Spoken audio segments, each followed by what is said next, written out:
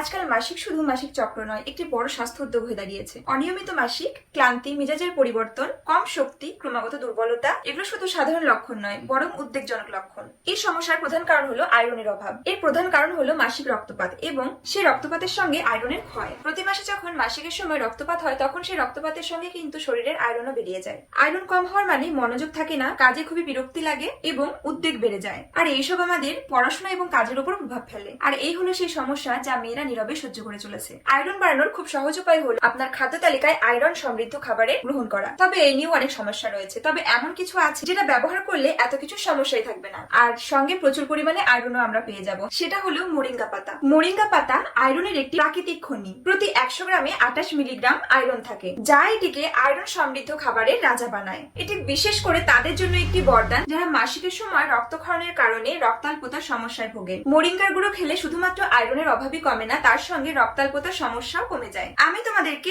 Nature শিওরের মোরিঙ্গার পাতার গুঁড়ো ব্যবহার করার পরামর্শ দেব। এটি প্রাকৃতিক ভাবে প্রক্রিয়া করা হয় এবং এর সাথে এটি একটি শীর্ষমানের উপাদান থেকে জিএমপি এবং আইএসও সার্টিফাইড। এই মোরিঙ্গার গুঁড়ো প্রত্যেকটি ঘরেই থাকা উচিত এবং মাসিকের সময় বিশেষভাবে খাওয়া উচিত, কারণ এটি আয়রনের অভাব কমানোর খুব ভালো একটি সমাধান। আমি নেচার শিওরের মোরিঙ্গার পাতা গুঁড়ো এত আত্মবিশ্বাসের সাথে বলছি কারণ এটি একদম খাঁটি এবং তার সাথে তোমরা সরকার অনুমোদিত ল্যাব থেকে যাচাইকৃত শংসাপত্র পাবে। জলে 1 চামচ বা দুধের মধ্যে 1 চামচ করে খেতে পারো। তাছাড়া তোমরা স্যালাডের উপরে ছিটিয়ে খেতে পারো। তাছাড়া তোমরা রুটি বা পরোটার সঙ্গে মেখেও এটাকে খেতে পারো।